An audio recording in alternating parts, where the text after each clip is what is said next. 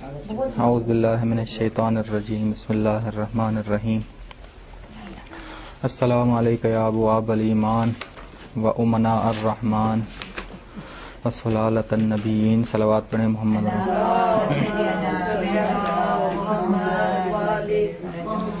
امام علی نے علیہ السلام فرما رہے ہیں کہ سلام ہو تجھ پر اے آل محمد. السلام علیکم یا ابواب الایمان. سلام ہو تجھ پر اے آل محمد، تم ایمان کے دروازے ہو. ابواب باب کی جمع ہے. باب وہ جگہ جہاں سے داخل ہوا جائے، نکلا جائے. اب ایمان کی تعریف کیا ہے؟ ایمان کیا ہے؟ ایمان یعنی چیز کی حقیقت دل میں آ جائے، چیز حقیقی طور پہ دل میں آ جائے. یہ کافی نہیں ہے کہ انسان کے دل میں خدا آ جائے، یہ کافی نہیں ہے کہ انسان کے دل میں امام آ جائے، بلکہ انسان کے دل میں حقیقی خدا آ جائے، حقیقی امام آ جائے. بہت سارے لوگ ہوں گے جن کے دلوں میں خدا ہوگا، لیکن آیا حقیقی خدا ہے؟ بس ایمان یعنی حقیقی خدا کا دل میں آنا. بس ایمان انسان کو حقیقت کی طرف لے جاتا ہے. اور کون سی ہستیاں ہیں جو حقیقت تک پہنچانے والی ہیں؟ محمد اور آل محمد. السلام علیکم یا ابواب الایمان. بس. اور ایک ایمان کی تعریف کی. بعض لوگ آئے رسول خدا صلی اللہ علیہ وسلم کے پاس، ایک قافلہ آیا صلی اللہ علیہ وسلم، فقالو، انہوں نے کہا السلام علیکم یا رسول اللہ، سلام ہو تجھ پر اے رسول خدا، خدا کے رسول. نحن مومنون. رسول خدا نے کہا کہ آپ کون ہو؟ ما انتم؟ فقالو، انہوں نے کہا نحن مومنون یا رسول اللہ، ہم مومن ہیں یا رسول اللہ. فقال، رسول خدا نے سوال کیا فما حقیقت ایمانکم، تمہارے ایمان کی حقیقت کیا ہے؟ قالوا الرضا بقضاء اللہ، خدا کی قضا پہ راضی رہنا. اول خدا کی قضا پہ راضی رہنا. والتفویض الی اللہ، ہر معاملے کو خدا کے ہاں سونپ دینا. ہاں جی، والتفویض الی اللہ. اور تیسری چیز والتسلیم لامر اللہ، ہر خدا کے حکم پہ فرما بردار رہنا. پہلی کہ خدا کی قضا پہ راضی رہنا، دوسری ہر معاملے کو خدا کے سپرد کر دینا، تیسرا خدا کے ہر معاملے پہ سر تسلیم خم کرنا. فقال رسول اللہ، رسول خدا نے کہا کہ اگر تم یہ تین چیزیں رکھتے ہو، یعنی اگر تم مومن حقیقی ہو، علماء و حکماء، پھر عالم اور حکیم بن جاؤ گے. قادوا ان یکونوا من الحکمت انبیاء، قریب ہے کہ تم حکمت سے انبیاء میں سے قرار پاؤ. بس انسان کے پاس حکمت آ جائے. ہم نے کہا حکمت ایسی معرفت ہے جو انسان کے عقیدے اور عمل پہ اثر انداز ہوتی. انسان کا عقیدہ بھی پاک ہو جاتا ہے، انسان کا عمل بھی پاک ہو جاتا ہے. فَإِن كُنتُمْ صَادِقِينَ، اگر تم سچے ہو. کافی کی جلد نمبر 2 ہے، صفحہ نمبر 52 ہے. اب جی، ایمان اور عمل آپس میں لازم اور ملزوم ہیں. ایمان اور عمل ایک دوسرے سے جدا نہیں. یعنی خداوند عالم نے کہا ہے کہ ایمان آپ کا ظاہر کہاں ہوگا؟ عمل کے ذریعے. آپ کا عمل ظاہر کیسے ہوگا؟ ایمان کے ذریعے.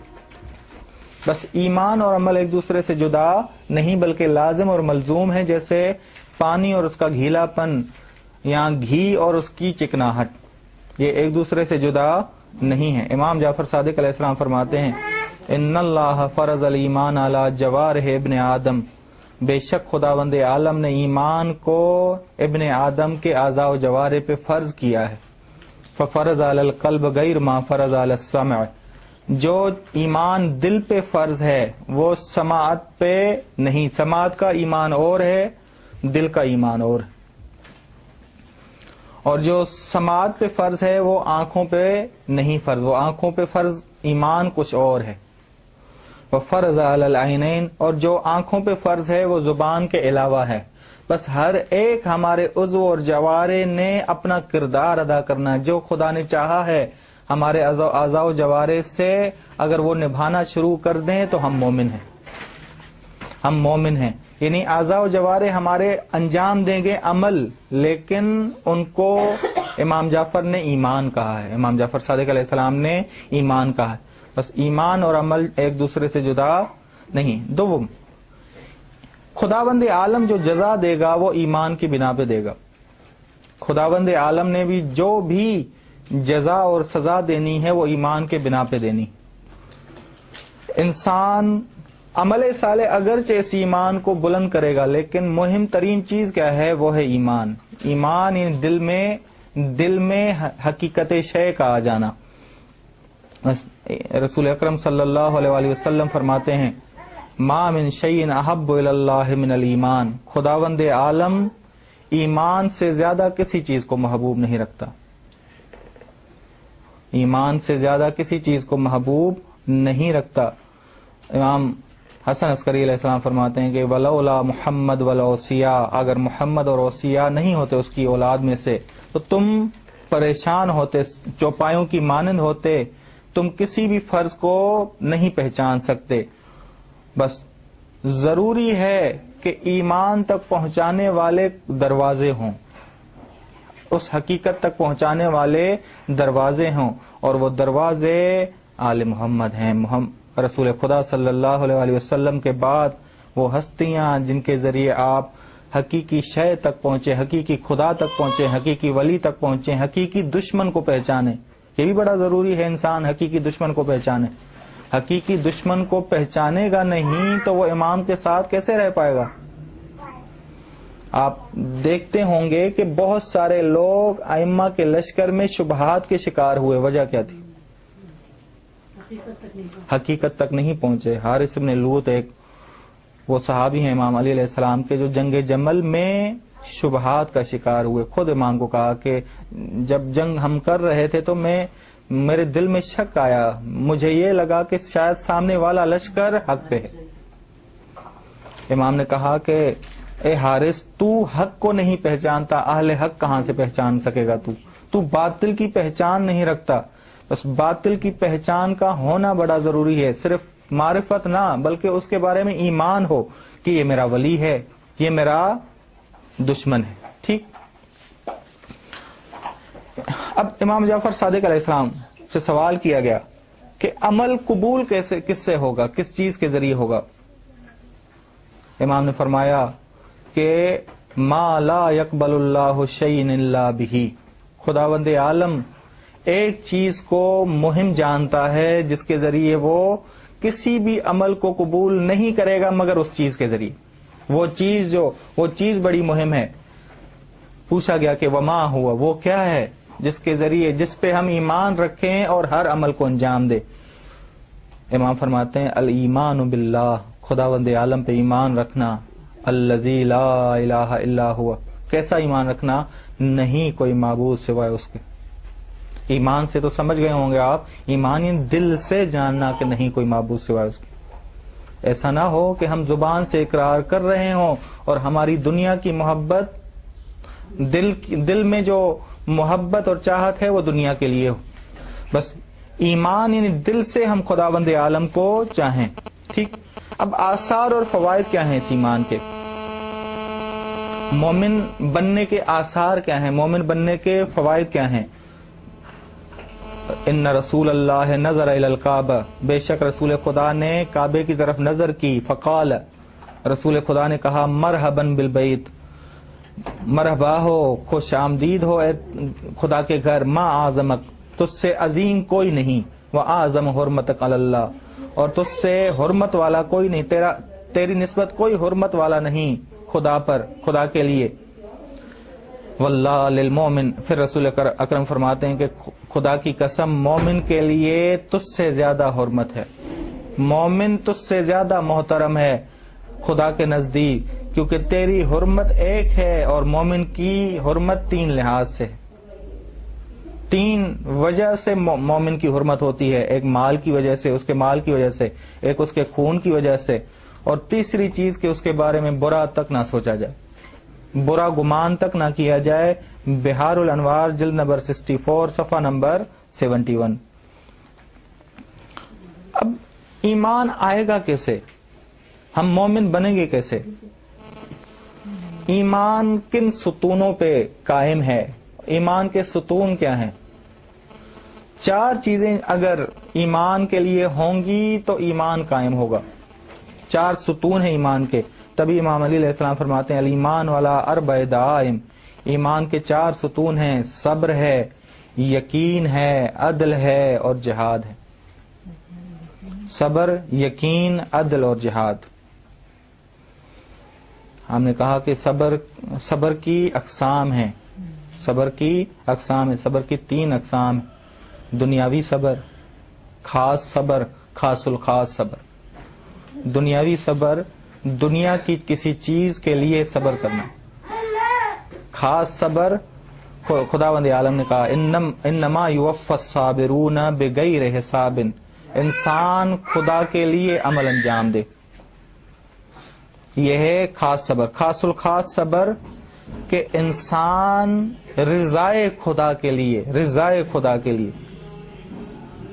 انسان اپنے ارادے کو مٹا کے خدا کے ارادے کو مقدم رکھے. یہ ہے خاص الخاص صبر. خاص الخاص صبر کیا ہے؟ انسان اپنے ارادے کو ختم کر کے، مٹا کے، یہاں تک کہے کہ میرے پاس کچھ نہیں سوائے اس کے کہ جو خدا نے مجھے دیا ہے. قل ان صلاتی و نسکی اخلاص و محیای و مماتی للہ رب العالمین. انسان ہر چیز پہ خدا پہ راضی رہے، چاہے عذاب اس پہ نازل ہو، چاہے مشکلات اس پہ نازل ہوں، ہر چیز پہ راضی رہے. بلکہ جب ان پہ مشکلات نازل ہوں تو وہ خوش ہو جاتے ہیں اور ہر چیز کو پلٹاتے ہیں خداوند عالم کی طرف. خداوند عالم نے کہا جب ان پہ اذا اصابتہم مصیبہ، جب پہنچتی ہیں ان پر مشکلات، مصیبتیں، قالوا انا للہ و انا الیہ راجعون. ہر چیز کو پلٹاتے ہیں کس کی جانب؟ خداوند عالم کی طرف. یقین کی بھی ہم نے 3 قسمیں بتائی ہیں، علم الیقین، عین الیقین اور حق الیقین. پھر عدل ہے اور جہاد ہے. جہاد مراد یہ نہیں کہ جہاد کی 2 قسمیں ہیں. جہاد ایک دفعہ خارجی دشمن کے خلاف لڑنا ہے، ایک دفعہ داخلی دشمن کے خلاف لڑنا ہے. ٹھیک. اس کے بعد ایک روایت آئی ہے علی علیہ السلام سے، رسول خدا فرماتے ہیں یا علی، اے علی، من صفات المؤمن، مومن کی صفات میں سے ہے کہ یکون جوال الفکر، کہ وہ روشن فکر ہو، وجوہری الذکر، ہمیشہ پیوستہ ہو خدا کی یاد میں، کثیرن علم ہو، اس کا علم زیادہ ہوتا رہے، عظیمن حلم ہو، اس کی بردباری بھی زیادہ ہوتی رہے. علم زیادہ ہو، بردباری بھی اس کی زیادہ ہوتی جائے. جمیل المنازع، جھگڑا کرنے، بحث کرنے میں اخلاق کو مد نظر رکھے. کریم المراجع، دوسروں سے کریمانہ طور پہ رجوع کرے. اوسع الناس صدرن، کشادہ دل ہو. اذلہم نفسا، خود کو فقیر تصور کرتا ہو. ضحکۃ تبسم، تبسم میں رہتا ہو. اجتماعہ تعلم، اس کا معاشرہ، اس کا جو معاشرہ ہے وہ اس سے سیکھے، اس سے حاصل کرے، اس سے علم لے. مذکرا غافلہ، غافل کو وہ نصیحت دینے والا، غافل کے دل پہ اثر کرنے والا ہے. معلما جاہلہ، جاہل کو تعلیم دینے والا ہے. لا یؤذی من یؤذی ہے، اسے اذیت نہ دے جس سے وہ اذیت کھائے. جہاں سے اسے اذیت پہنچی ہو اسے اذیت نہ دے. یہ ہے مومن کی چند صفات. یہ بڑی حدیث ہے، خود دیکھ لیجئے گا. اس کے بعد کہا السلام علیکہ یا امناء الرحمن، سلام ہو تجھ پر اے آل محمد، تم رحمان، خدا رحمان کے امین ہو. امناء امین کی جمع ہے. امین امن سے ہے. امن یعنی کیا؟ نفس کا مطمئن ہونا، خوف کا ختم ہو جانا. خوف کا ختم ہو جانا، نفس کا مطمئن ہونا. کب انسان کا خوف ختم ہوتا ہے؟ جب انسان کے دل میں حقیقت شے آ جائے، حقیقی خدا آ جائے. جب انسان کے دل میں حقیقی خدا آ جائے تو انسان پلٹتا کہاں ہے؟ صرف خدا کی طرف. اور جب انسان خدا کی طرف پلٹے، خدا ہی اس کا مرجع ہو،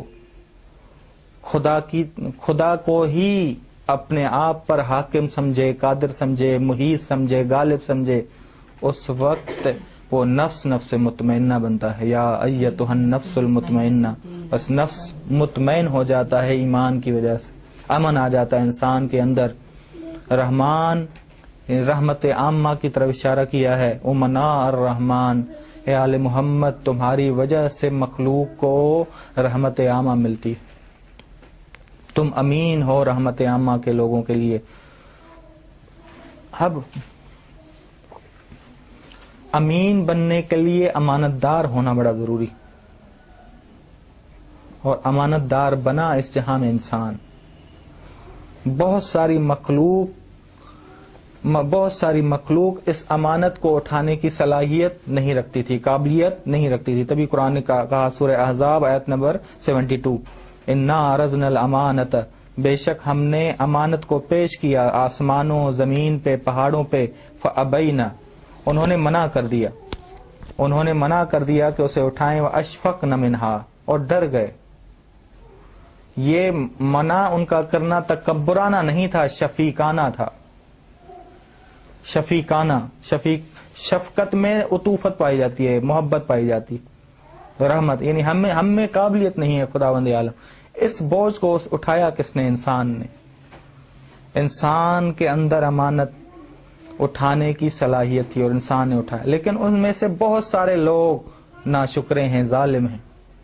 لیکن کچھ لوگوں نے اس امانت کو صحیح طور پہ ادا کیا, اور صحیح طور پہ ادا کرنے والی ہستیاں محمد اور آل محمد.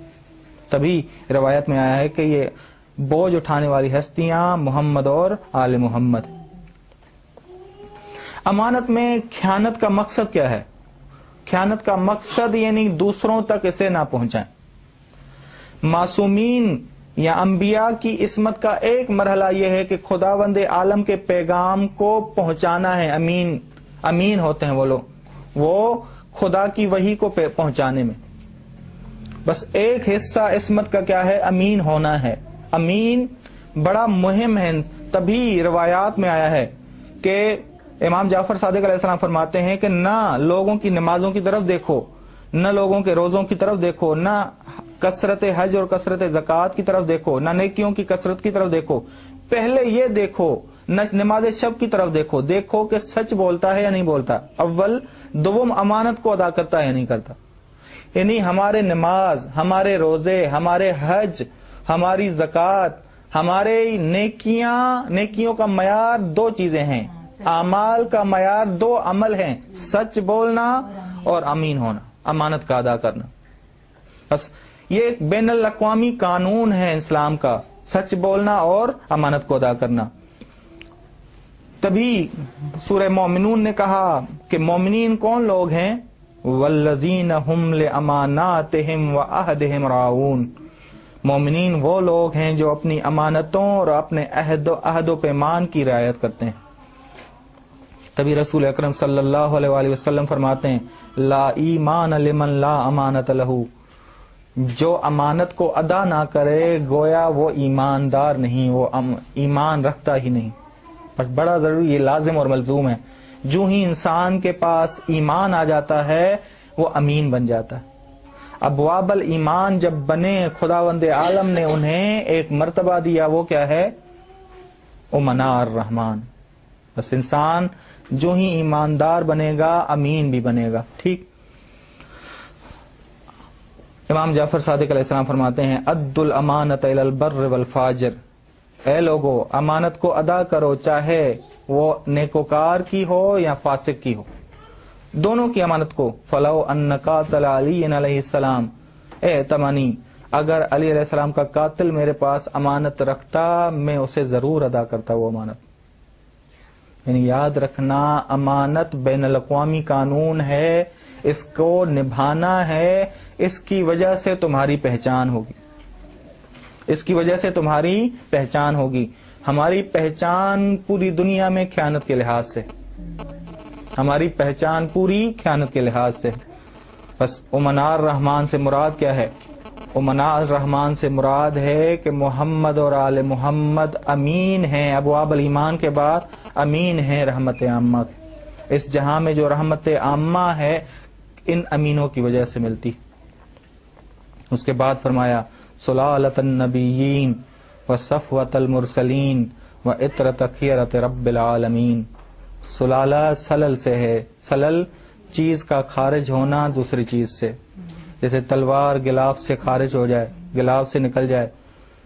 النبیین نبی کی جمع ہے. سلالت النبیین سے مراد کیا ہے؟ اے محمد اور آل محمد، تم انبیاء کا خلاصہ ہو، تم نچوڑ ہو انبیاء کا. پورے انبیاء آئے تاکہ پورے انبیاء مقدمہ بنے تمہارے آنے کے لیے، تمہارے وجود کے لیے، تمہارے بعثت کے لیے. ائمہ علیہ السلام بس خلاصہ انبیاء ہیں. صف ان سے ہے. صف یعنی ہر ناخالص چیز، ہر خالص چیز سے ناخالص چیز کو جدا کرنا. صفون خالص، بالکل پیور. صفون سے مراد کیا ہے؟ بالکل چیز کا خالص ہونا.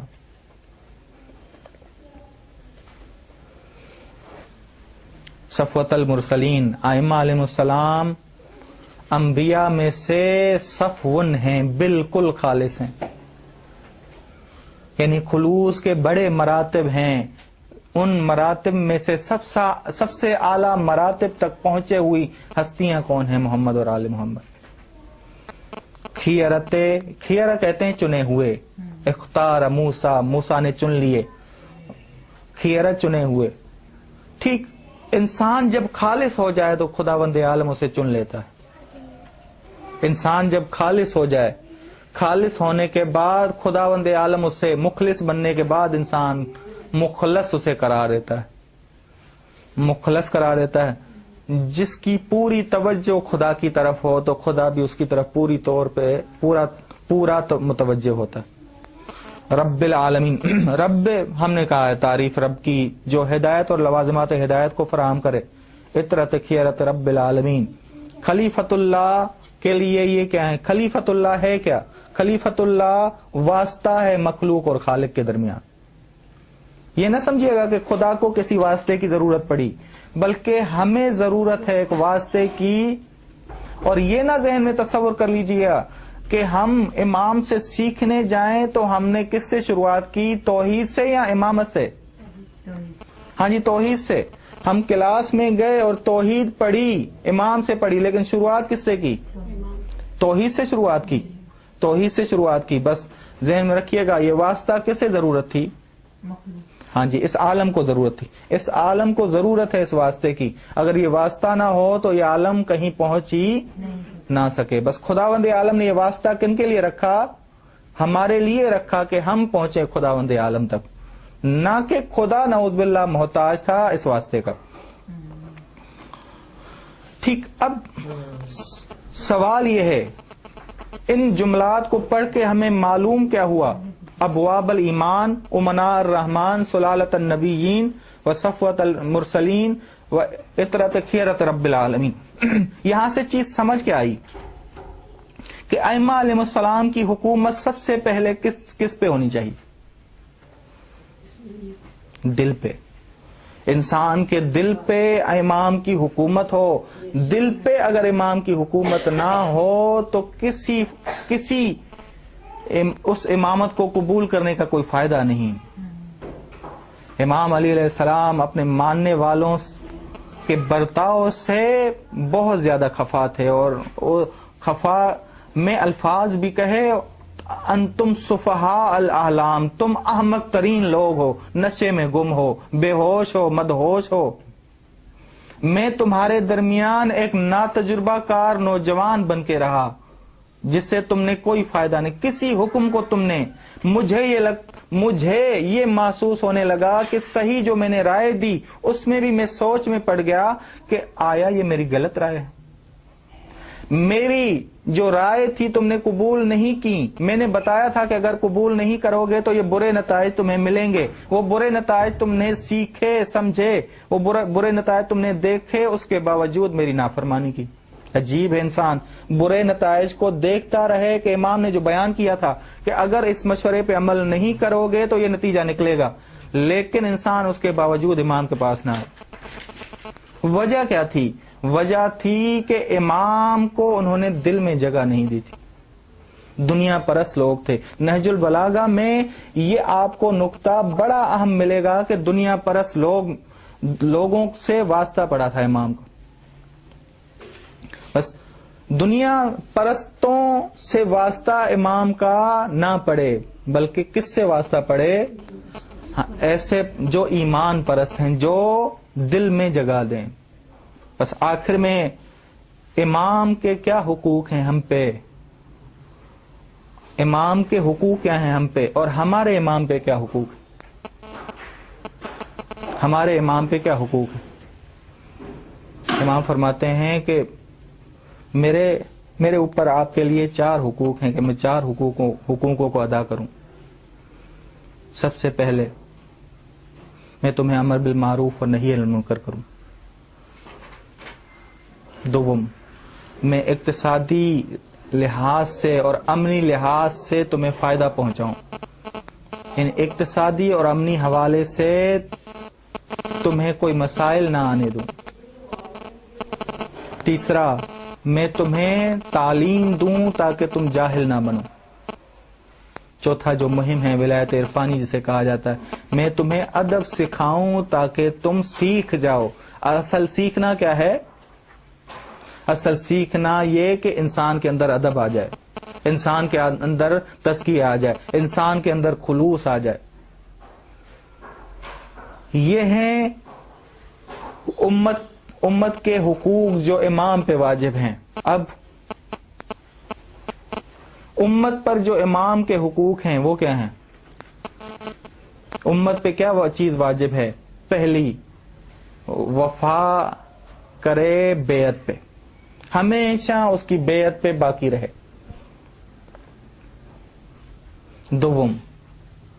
دوم یہ ہے کہ چاہے امام کے سامنے ہوں چاہے امام سے دور ہوں, ہمیشہ خالص رہنا, ہمیشہ خالص رہنا ہے.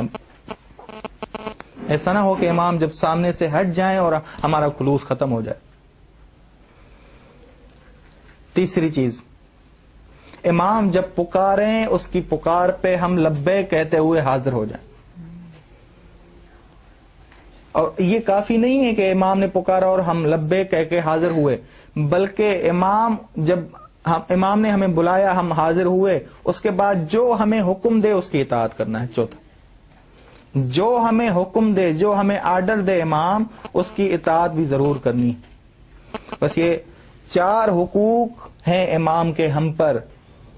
تبھی محمد بن عثمان امروی کہتے ہیں کہ امام فرماتے ہیں, امام زمانہ فرماتے ہیں کہ ہر سال میں حج پہ آتا ہوں, میں لوگوں کو دیکھتا ہوں, میں لوگوں کے ہر عمل سے واقف ہوں, لیکن لوگ مجھے نہیں دیکھتے.